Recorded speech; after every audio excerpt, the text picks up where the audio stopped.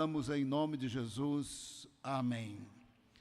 Uma das maneiras para nós sabermos que Deus é Deus, o único Deus, Deus é invisível. Deus é invisível. Deus, ele é muito presente, mas nós não conseguimos tocar em Deus, pois ele é Espírito. Deus é imanente, muito presente, mas ele é transcendente, a gente não consegue segurar. Sendo ele invisível, poderoso, criador dos céus e da terra, como que a gente pode saber que ele é Deus mesmo? Nós podemos saber por revelação. Deus revelou-se na história e a palavra dele é verificável. Nós podemos verificar as Escrituras e dizer, tem um Deus que falou, tem um Deus que é Deus. Ele é invisível, mas ele é verificável, e a palavra do Senhor é verificável. Uma das coisas que Deus quis que nós soubéssemos, muitos séculos atrás, ele queria que soubéssemos, estamos sabendo, várias das coisas que ele falou, ele cumpriu, para que a gente saiba que aquilo que falta para cumprir, vai cumprir. Há um Deus que revela mistérios, e ele revelou mistérios para que nós possamos conhecê-lo, saber que é verdade, pois ele falou séculos atrás de fatos que já se cumpriram, e aquilo que falta se cumprir, conforme nós conhecemos a palavra e os cumprimentos que já temos, nós temos a confiança que o que falta cumprir, vai cumprir, porque tem um Deus no céu que revela mistérios, e assim ele se torna conhecido, assim ele se faz conhecido. 25 séculos atrás, Deus deu um sonho para o imperador Nabucodonosor, o imperador do Império Babilônico. O Império Babilônico, segundo a arqueologia, era muito desenvolvido de muitos aspectos, cidades grandes, muralhas grandes, muito largas, tinha escrita, tinha cálculos matemáticos, tinha muita ciência para aquele momento da história, e o Senhor deu um sonho para Nabucodonosor. Pensa no imperador ruim, sanguinário, que matava as pessoas. Pensa numa pessoa que parece que não era candidato para ter sonho profético. O candidato era Daniel, no nosso entendimento, o candidato era outro, menos o imperador sanguinário. Ele teve um sonho que o deixou assim muito assustado, e ele chamou então os sábios, os magos, os feiticeiros e os encantadores, e disse assim, eu tive um sonho e eu quero a interpretação. Aí eles falaram dentro de uma lógica, se o senhor contar o sonho, nós vamos interpretar. Ele disse, não, como é que eu vou saber que vocês têm um algo mais aí, que são realmente capazes de interpretar sonhos? Como é que eu vou saber se vocês não têm nesse algo mais de vocês, vocês nem sabem o que eu sonhei? Então não vou contar sonho nenhum, vocês têm que me contar o meu sonho para mim e a interpretação. Aí os sábios, os magos, encantadores e feiticeiros falaram para o imperador, isso aí não vai dar, né? Não funciona desse jeito. O imperador foi bem enfático. Daniel 2, verso 9, somente as últimas duas linhas, Daniel 2, verso 9, portanto, contem-me o sonho e saberei que vocês podem me dar a interpretação. Ele foi bem claro, ele era poderoso, sanguinário, ele mandava matar, então ele diz ali para todos os magos, sábios, encantadores e feiticeiros, contem o sonho, eu vou saber que tem algo mais aí em vocês, e que vocês, portanto, podem de fato interpretar. Mas se eu contar o sonho e vocês saem adivinhando, aí eu não sei se vocês são capazes mesmos.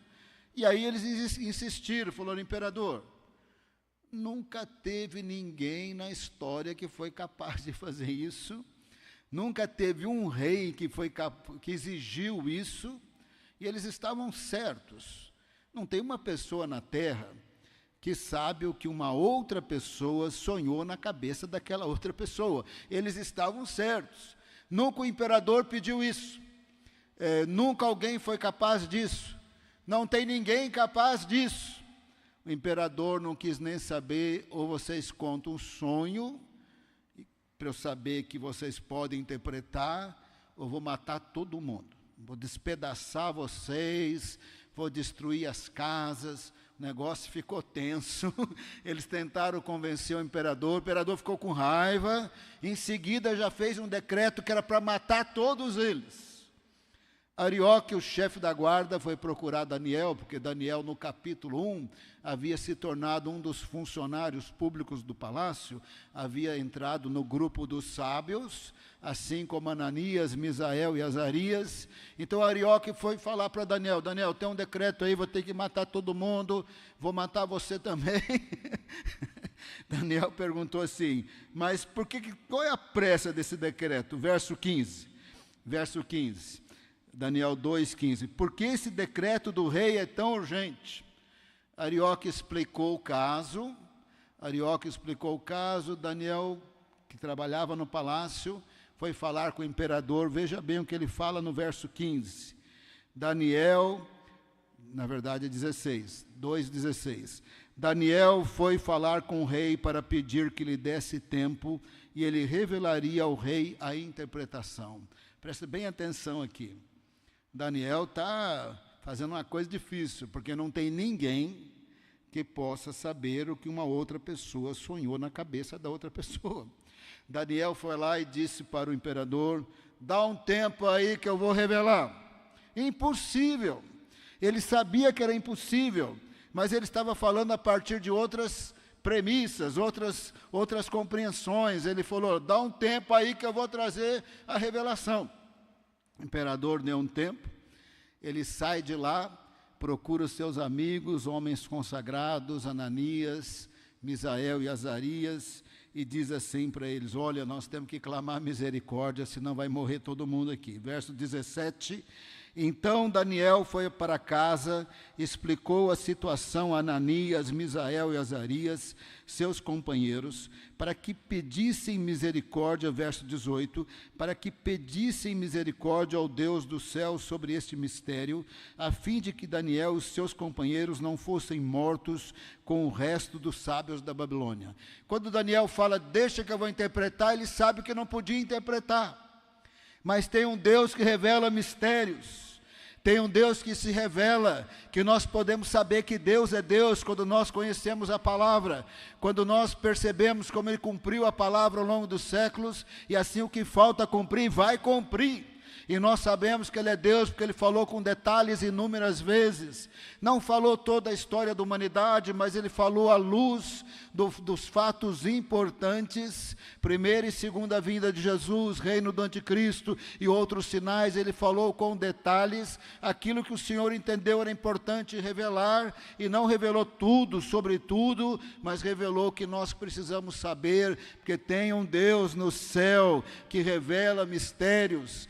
E Daniel sabia e disse: olha, vamos orar, vamos clamar misericórdia, porque se Ele não revelar para nós o sonho e a interpretação, morre todo mundo aqui. Eles oraram e Deus revelou para Daniel. Verso 19, então o mistério foi revelado a Daniel numa visão de noite. A partir desse momento, Daniel passa a louvar a Deus. Daniel bendisse o Deus do céu, verso 20, dizendo: bendito seja o nome de Deus, de eternidade a eternidade, porque dele é a sabedoria e o poder, verso 21, é Ele quem muda o tempo e as estações, remove reis, estabelece reis, Ele dá sabedoria aos sábios e entendimento aos inteligentes, verso 22, Ele revela o profundo e o escondido, conhece o que está em trevas, com Ele mora a luz. Verso 23, ó Deus dos meus pais, eu te agradeço e te louvo, porque me deste sabedoria e poder, e agora me revelaste o que te pedimos, porque nos fizeste saber este caso do rei. Então ele recebe a revelação, porque é impossível para uma pessoa saber o que uma outra pessoa sonhou na cabeça da outra pessoa. Ele recebe a revelação porque tem um Deus que revela mistérios. Ele recebe a revelação, fala para Arioque, olha, não mata ninguém, porque eu tenho a revelação. Eu tenho a revelação. E aviso o rei que eu tenho a revelação. Arioque foi lá e disse para Nabucodonosor, olha, um dos exilados de Judá diz que tem a revelação. Aí Nabucodonosor disse, traz ele aqui para mim.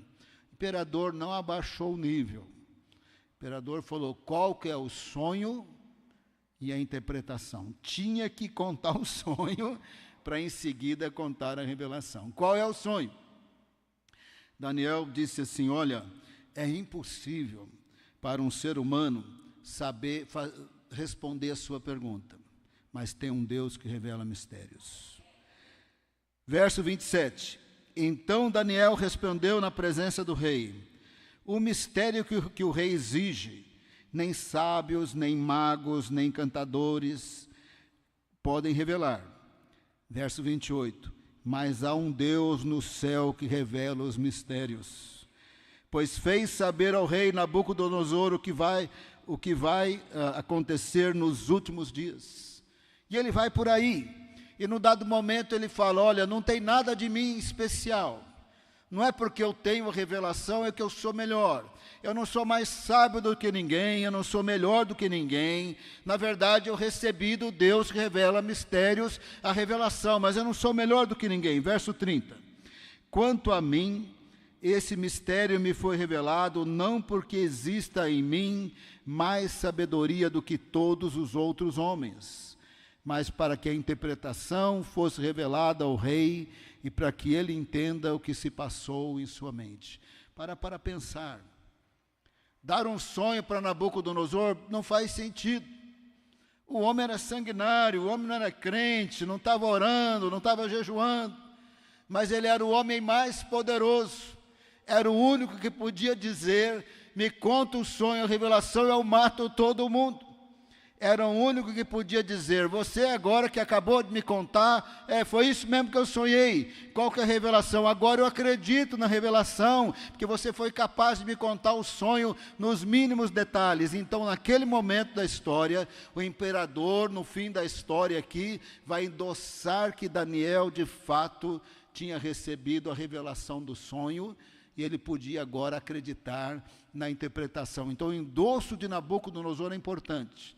Mas tenho algo para te dizer, só isso não é bom.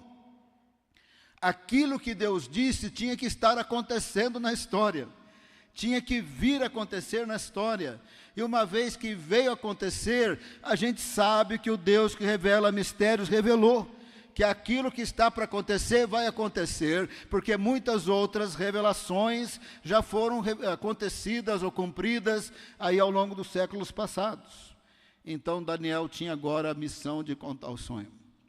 Ele começou, imperador, o senhor sonhou com uma estátua muito grande, lembra que é um sonho de simbolismo profético, não é nada literal. Mas é um simbolismo profético. De qualquer maneira, ele contou. O senhor sonhou com uma estátua muito grande, assim, de aparência muito esplendorosa, e dava o maior medo de olhar na estátua. E ela estava composta, assim, de metais diferentes. A cabeça dela era de ouro, os ombros de prata, o peito, o tórax de prata, os braços de prata, o abdômen e o quadril de bronze, as pernas de ferro, os pés de ferro e barro. E quando o senhor estava vendo aquela estátua assim, veio uma pedra do alto, cortada sem mãos humanas. Uma coisa sobrenatural, da parte de Deus. Essa pedra vem, bate no pé da estátua que cai. No que ela cai, ela esmigalha tudo. Bate um vento, leva tudo embora. E essa pedra vai crescendo, ela enche toda a terra. Se ele tivesse errado na descrição do sonho, estava morto ali mesmo. Imperador, no maior silêncio, ele acabou de contar o sonho, no maior silêncio, o imperador. De repente, ele passa a dar a interpretação. É um simbolismo profético. Quando Deus fala por sonhos proféticos, eles têm simbolismos. E há um Deus que revela mistérios, você tem que receber de Deus a revelação do simbolismo. Senão você não vai entender nada. Não é adivinhação. Deus tem que revelar. Se você adivinhar, eu já falo para você tomar cuidado, porque o livro de Apocalipse diz, os adivinhos não entrarão no reino dos céus. Quando você tiver um sonho profético, você tem que receber do Deus que revela mistérios a revelação. Não inventa, porque se você inventar, isso é um problema, porque os adivinhos não vão entrar no reino dos céus, mas tem um Deus que fala, tem um Deus que revela. Aí Daniel passou a explicar o simbolismo profético. A cabeça de ouro é o Senhor, Todo-Poderoso. Não tinha nada que acontecia debaixo do império da Babilônia que ele não tivesse autoridade plena e total. Mas depois do Senhor, do reino da Babilônia, virá um segundo reino, não tão forte como o Senhor, mas vai ter um segundo reino, simbolizado pelas partes de prata, braços, tórax, simbolizado pelas partes de prata. E esse reino aí segue depois do Senhor, e na história, quem derrotou o Império Babilônico foram os medos persas, e eles se tornaram o próximo reino da história antiga aí. Bom, mas depois do segundo reino vai ter um terceiro reino, simbolizado pelo abdômen de bronze, quadril de bronze. Na história foi o Império Grego, sendo que Alexandre o Grande, Alexandre Magno, é o mais importante de todos. É um império aí de várias décadas, vários séculos, muito poderoso, muito desenvolvido. As construções do Império Grego é uma coisa maravilhosa. As vitórias militares de Alexandre o Grande, uma coisa espetacular. O tamanho do império, uma coisa espetacular. Nós estamos no capítulo 2, até terminar Daniel, não vamos ver hoje. O Senhor revelou mais detalhes do Império Grego. E num determinado momento ele se divide em 4, e um deles vai simbolizar o anticristo, o abominável da desolação, mas isso é outra coisa mais para frente.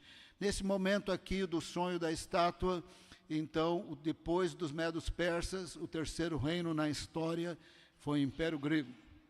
Então, teria um quarto reino.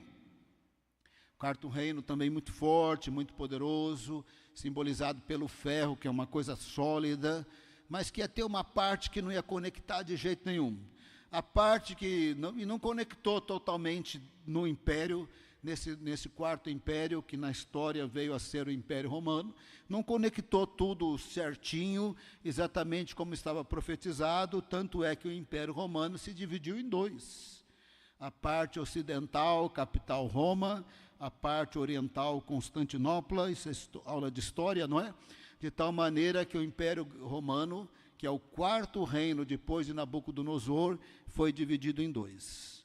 Aí, nos dias do quarto reino, vem uma pedra cortada sem mãos humanas. É uma obra de Deus, é uma coisa de Deus.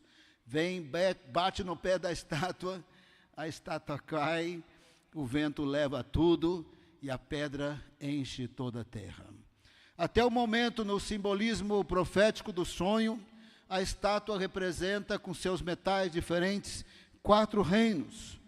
Não é nada literal, não é literalmente uma estátua, é simbolismo para 4 reinos que aconteceram na história, exatamente como Daniel falou, 4 reinos. O Senhor é o primeiro, segundo, terceiro e quarto. Nos dias do quarto reino vem uma pedra, como é simbolismo profético. A estátua não é literalmente uma estátua, a cabeça de ouro não é a cabeça de ouro, é o Império Babilônico, as partes de prata é o Império Medo-Persa, o de bronze é o Império Grego, o ferro e o barro é o Império Romano. Não é nada literal, e a pedra também não é literal.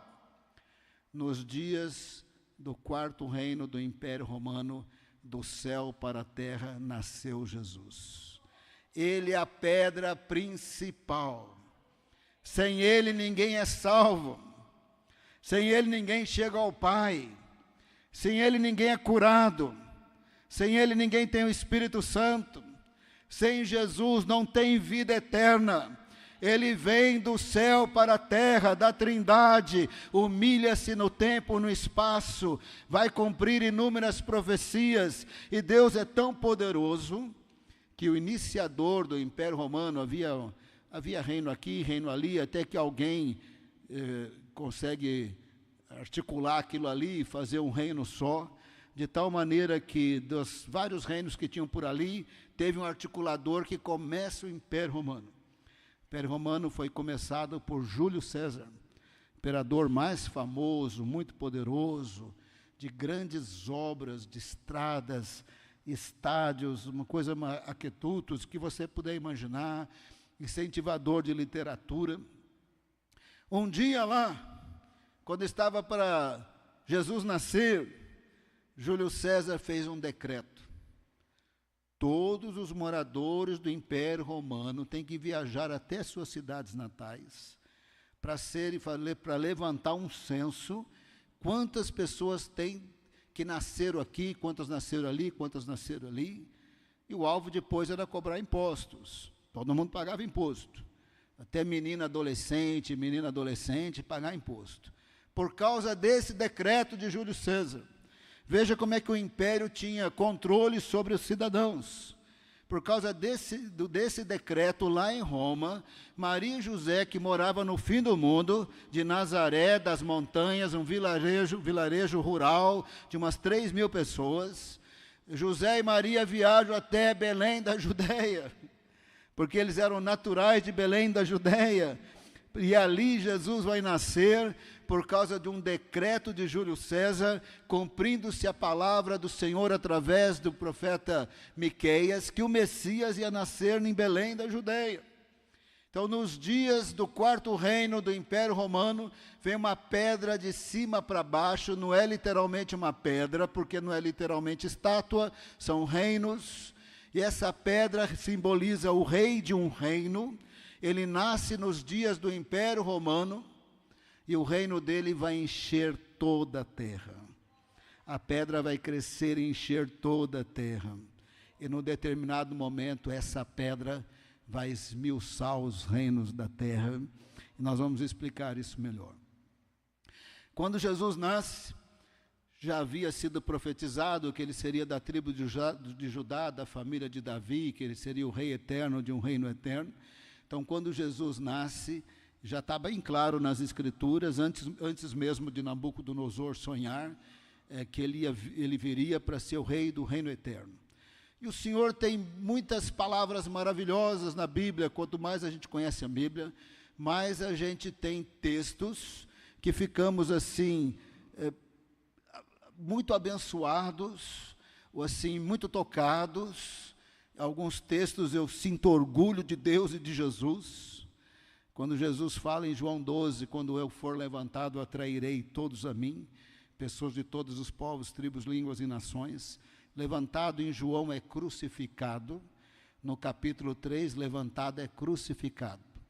Assim como Moisés levantou a serpente no deserto, levantou a serpente no deserto, assim é necessário que o Filho do Homem seja levantado. E Moisés levantou uma serpente na forma de cruz, tinha uma haste e uma serpente de bronze.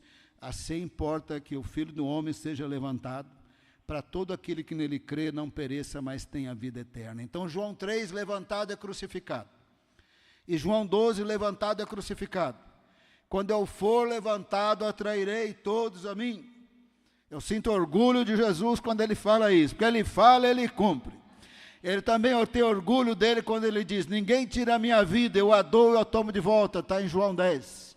Tem passagem que eu tenho orgulho de Jesus. Tem passagem que eu estou muito alegre, abençoado. Tem passagem que eu não sei nem explicar a emoção.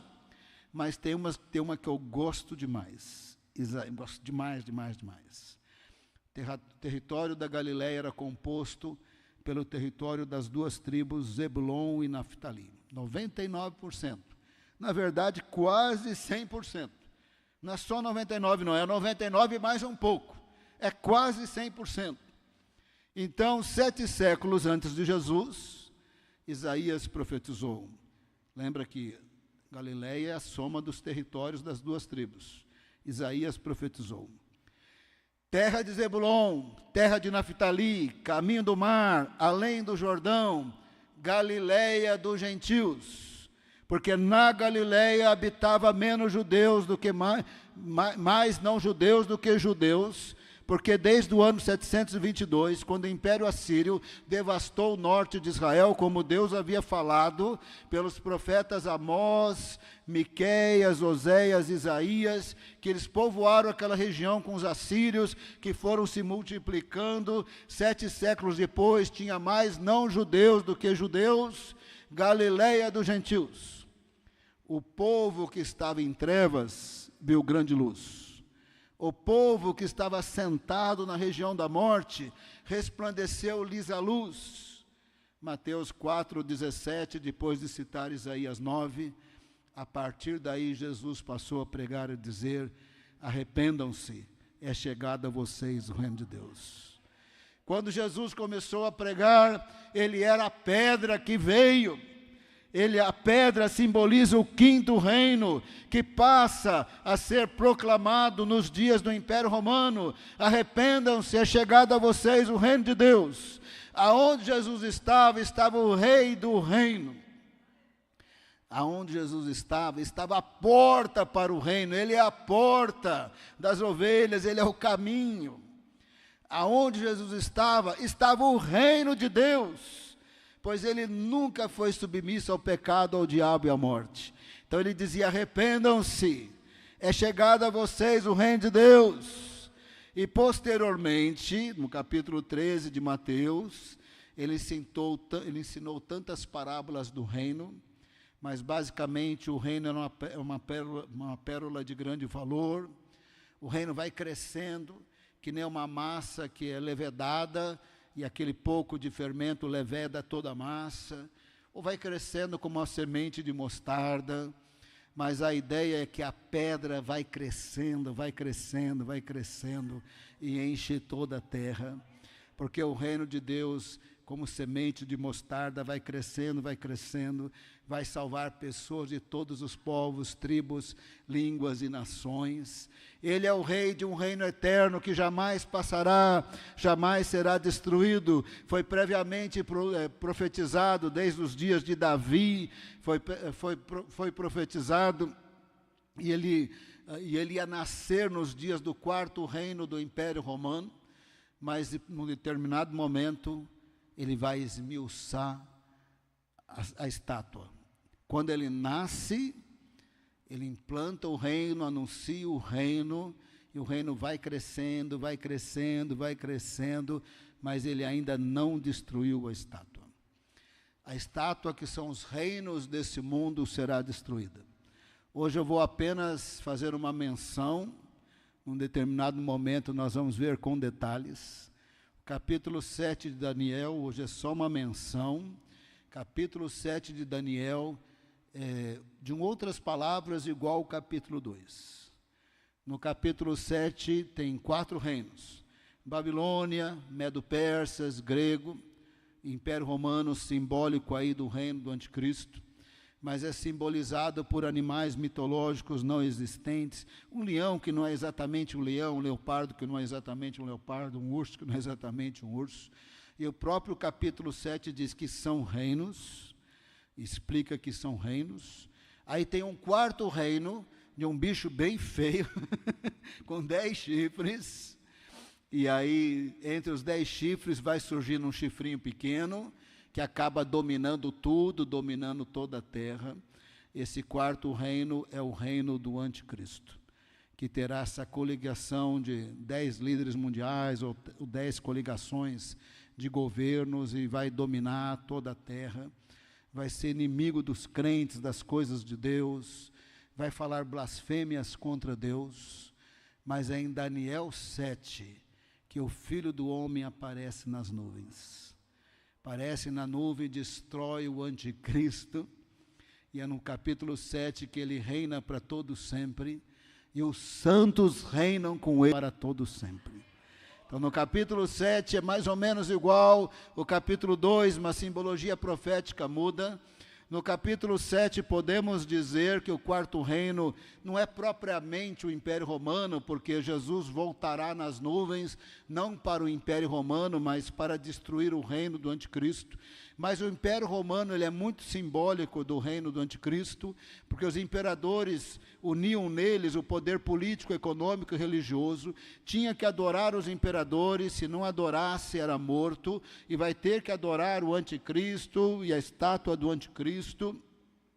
Mas, como eu disse, hoje é só uma menção, nós não vamos ver nada disso para valer.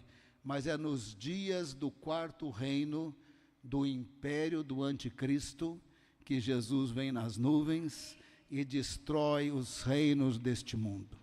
Vai matar o Anticristo, o falso profeta, e o Senhor revelou isso para Daniel 25 séculos atrás. Primeiro revelou para o Nabucodonosor, mas quem teve a interpretação foi Daniel. Presta bem atenção. Se Nabucodonosor disse, foi exatamente o sonho que eu tive e posso acreditar, só isso, na interpretação, só isso aí é importante demais.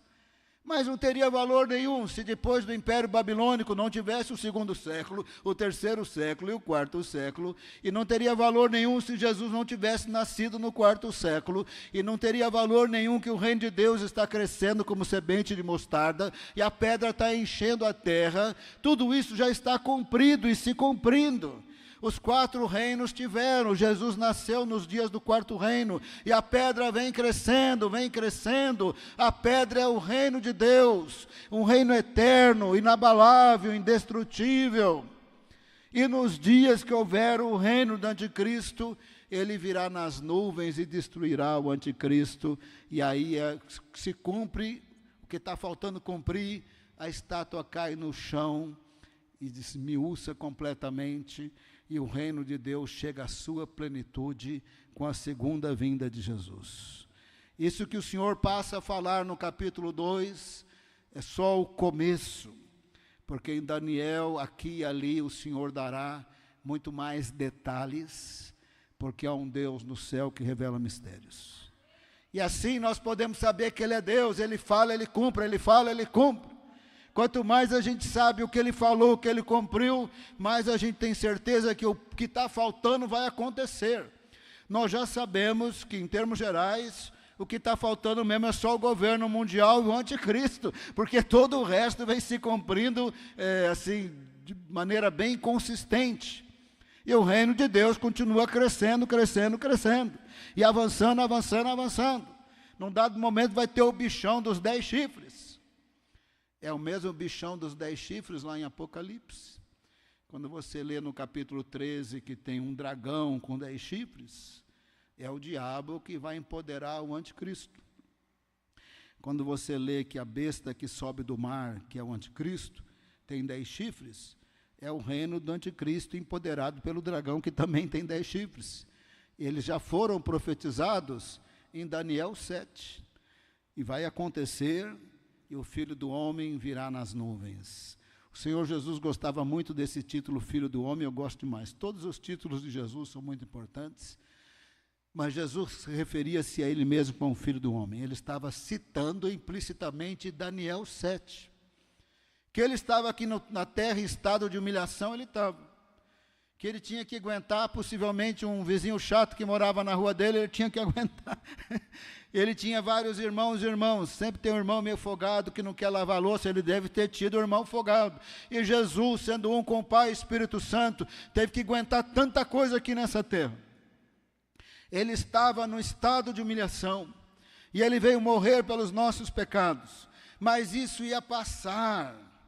Ele ia ser exaltado e voltar em grande poder e glória.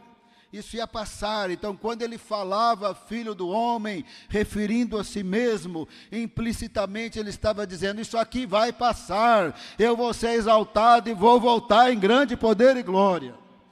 Então Ele disse, o Filho do Homem veio salvar e buscar o perdido. O Filho do Homem, quando for erguido como a serpente no deserto, será erguido para todo aquele que nele crê, tem a vida eterna. O Filho do Homem não veio ser servido, mas servir e dar a sua vida por muitos. Quando estava iniciando a paixão de Cristo, está lá na Bíblia, passa meio batido, né? Quando Ele está ali começando a paixão de Cristo, que Ele está na casa de Caifás, ele está no maior silêncio, todo mundo falando abobrinha, ele maior silêncio, Caifás fica nervosinho, e depois ele continua no maior silêncio. Aí, em um determinado momento, Pilatos está nervoso também, não vai falar nada, não sabe que eu posso te libertar. Ele fala: olha, nenhuma autoridade você teria se do céu não tivesse sido dada. Deu uma no Pilatos bem dada.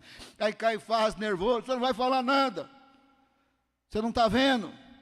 Aí sabe o que ele disse? Você é o Cristo, Filho de Deus? Ele respondeu: sim, eu sou. E você verá o Filho do Homem ao lado do Poderoso, vindo nas nuvens. Ele estava citando Daniel 7.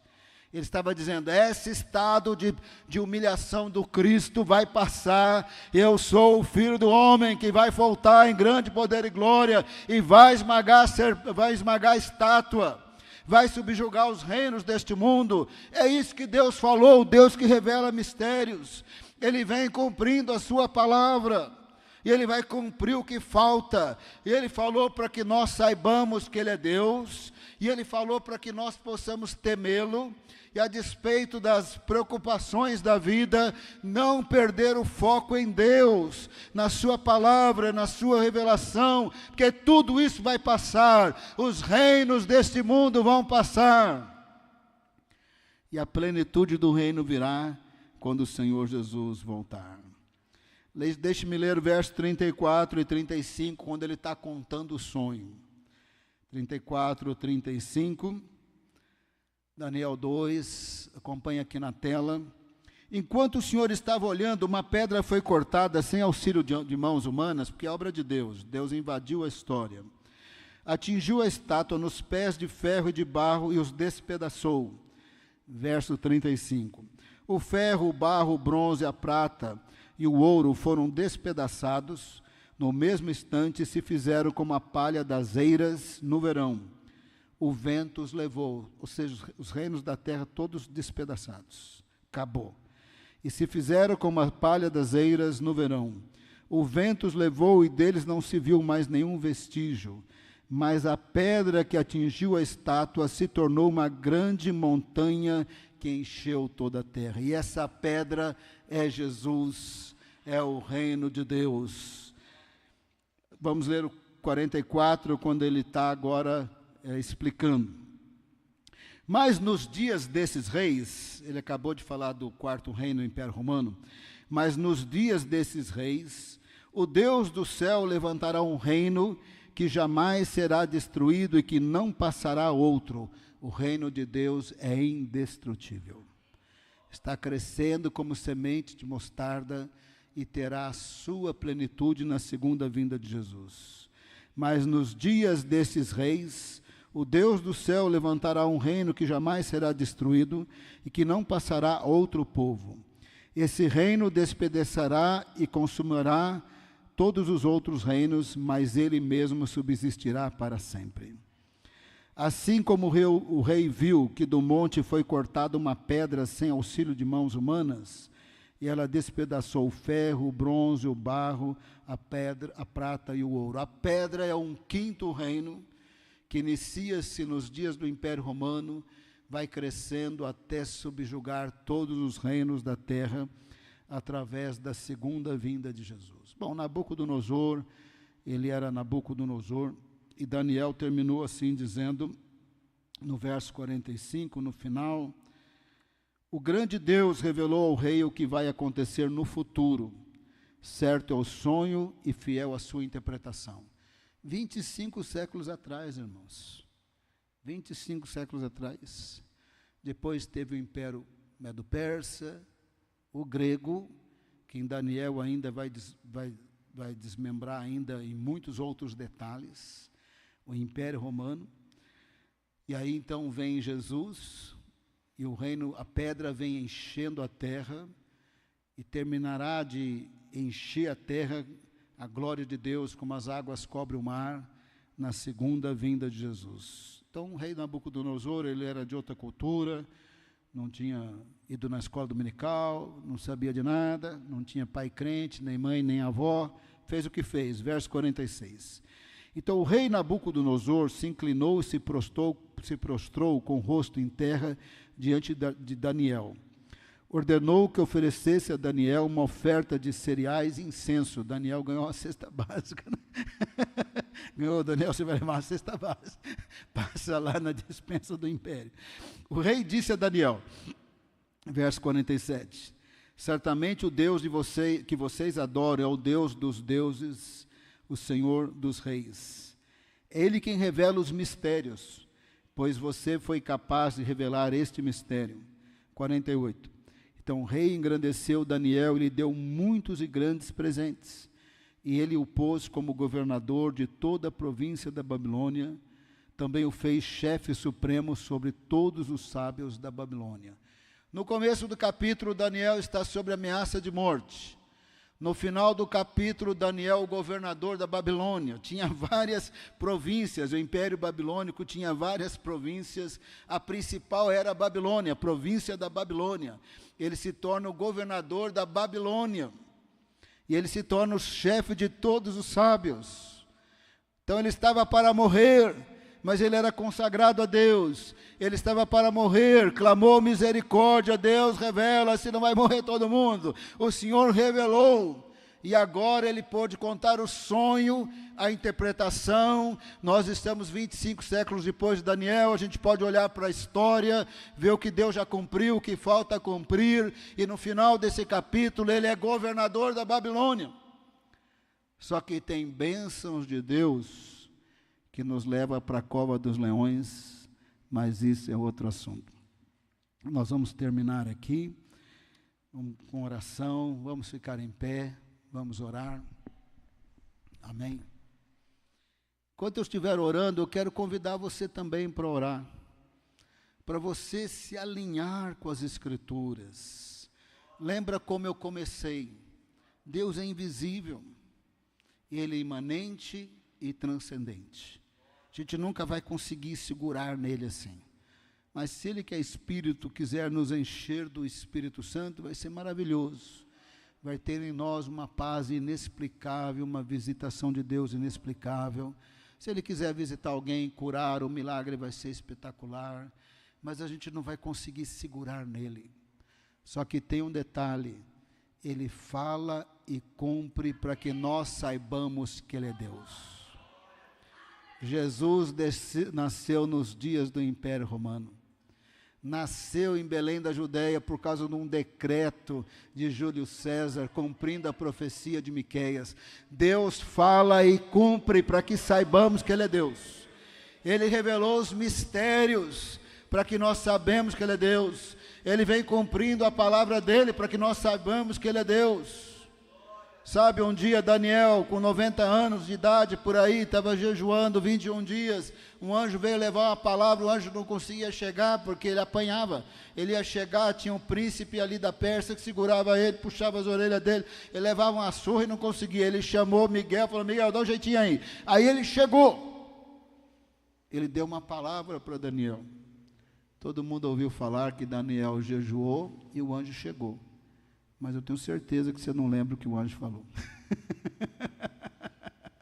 Quando você souber o que o anjo falou, você vai saber que tem um Deus que revela mistérios. Quando você entender, você vai saber que tem um Deus que revela mistérios. Tem cumprimentos e profecias antes mesmo de Jesus nascer, depois de Jesus nascer. Você quer saber o que está faltando? Está faltando o reino mundial do anticristo. Aí Jesus virá e vai destruir a estátua. É isso que está faltando pouco. Está faltando pouco. Eu não quero pôr data e nem ficar especulando muito, mas se nos dias do Império Romano eles conseguiam controlar toda a população, sem internet, sem nada, sem eletrônica. O imperador dava um decreto e todo mundo obedecia, se não era morto. Nos dias do império do anticristo, ele vai controlar a população inteira. Isso vai se cumprir. Vão ser dias tão horríveis. Ele vai fazer coisas tão abomináveis quando nós entendermos Daniel, que nós vamos entender porque quando Jesus aparece, Ele já aparece matando o anticristo e o falso profeta. Está na palavra, Deus é Deus, vai cumprir. Nós temos que entender que o Deus que revela mistérios está revelando mistérios, já revelou mistérios, está cumprindo mistérios, para que nós temamos a Deus e andemos nos caminhos do Senhor. E agora nós vamos orar. Eu vou orar aqui, mas você vai orar também. Aleluia. Coloque-se na presença de Deus. Quando eu estiver orando, se você tiver com problema de enfermidade, peça a cura a Deus. Se você tiver com uma luta lá na família, apresenta diante de Deus. O Deus que revela mistério, Ele ouve oração. O Deus que revela mistérios, Ele é misericordioso. Ele revelou o sonho para que Daniel não morresse. Ele orou pela misericórdia. Misericórdia, misericórdia. Daniel revelou porque Deus revelou para ele, revelou porque ele orou. Tem coisas que o Deus que revela mistérios quer fazer na sua vida, na sua família, mas você tem que orar. Quando Daniel recebe a revelação, ele foi orar, chamou Ananias, Misael e Azarias, ele foi orar, ele orou, revela, revela. Nesse momento que eu estiver orando, ora também. É problema de enfermidade, ora. É problema de desemprego, ora. É problema de luta, ora. É problema de tempestade, ora. Se coloca diante de Deus e ora, porque Deus responde oração, e Ele está cumprindo a palavra dEle. Ele quer trazer temor na nossa vida e coração, para que nós andemos no caminho dEle, porque Ele vai cumprir a palavra dEle. E nós temos que estar preparados para a segunda vinda de Jesus. Quando eu estiver orando, ora também. Ah, pastor, estou com dificuldade de orar. Então procura um amigo aí e fala, estou com dificuldade de orar. E ora junto com esse amigo. Mas ora também. Ora também. Quando Daniel teve um problema, ele orou com os amigos dele. Ora também. Pai amado, nós te louvamos, nós te agradecemos pela palavra do Senhor. Como ela é rica, como o Senhor quis revelar o nascimento de Jesus tantos séculos atrás, como o Senhor quis falar do reino do anticristo que ainda vai se cumprir, como o Senhor quis falar dos sinais do fim, antes mesmo de Jesus nascer, como o Senhor quis cumprir a tua palavra ao longo dos séculos, para que nós saibamos que o que falta cumprir, vai cumprir, como o Senhor nos permite saber que o Senhor é Deus, que o Senhor é Deus cumprindo a tua palavra, o Deus invisível, poderoso, Criador, que remove e levanta reis, que habita na luz e nele não tem trevas, sabe o que está na luz e sabe o que mora nas trevas, o Deus que sabe tudo. O Senhor responde oração e cumpre a tua palavra para que possamos temê-lo, fazer a tua vontade, andar nos teus caminhos. Obrigado, Senhor, por esse sonho que tem o testemunho do imperador que podia matar Daniel, mas muito mais importante, tem o testemunho da história. Obrigado pelo nascimento de Jesus nos dias do quarto reino.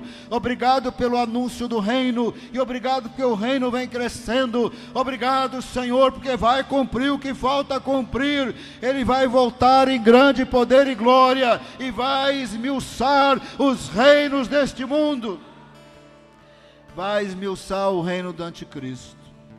Senhor, Tu és Deus, Tu és Deus.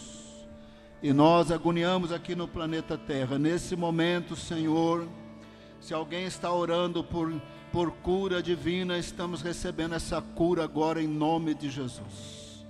Se alguém está orando por desemprego, estamos recebendo emprego, aleluia, vitória no trabalho, vitória no trabalho, vitória na família, vitória na família. Estamos recebendo a presença do Senhor, do Teu Espírito Santo. Estamos recebendo a revelação do Senhor, a bênção do Senhor, a unção do Senhor, a graça do Senhor, o poder do Senhor. Nós destruímos toda a obra de Satanás que se levanta contra a nossa família. Mandamos embora e desfazemos em nome de Jesus. Toda a obra do inimigo contra nossas vidas, contra a nossa família, contra o nosso trabalho, contra a nossa saúde, mandamos embora no poder do nome de Jesus, aleluia. Lembramos da palavra do Senhor, quando o Senhor disse em Mateus Se eu expulso o demônio pelo Espírito Santo, é porque o reino de Deus chegou. Aleluia! O reino chegou, o reino está crescendo, o reino vai ter a plenitude, o Filho do Homem vai voltar nas nuvens, os santos vão reinar com ele. Por isso desfazemos no nome de Jesus toda a obra do mal. Recebemos vida para aqueles que estão na UTI. O Senhor sabe o que nós estamos falando nesse momento. Para aqueles que estão na UTI, Senhor, estamos recebendo vida em nome de Jesus. Estamos recebendo Tua presença, o Teu poder, o Espírito Santo. Estamos recebendo vida para a honra e glória do nome de Jesus. Estamos recebendo orações respondidas. Talvez os teus filhos oraram um pouco tristes, desanimados, porque não são super-homens, porque estão esmagados pelas situações. Não muda nada, Senhor. O Senhor continua sendo Deus. Quando Ana orou, murmurando ali em vozinha baixa, de tamanha tristeza, tamanha vergonha de não ter se tornado mãe, o Senhor deu a ela Samuel, e não foi pela oração gritada, foi pela oração quebrantada. Se nessa noite alguém orou sem força, como Ana orou sem força, nós estamos recebendo a resposta de oração. Nós estamos recebendo resposta de oração. Glorifica o Teu nome, Senhor, conforme nós passeamos pelo livro de Daniel. Nós oramos no poder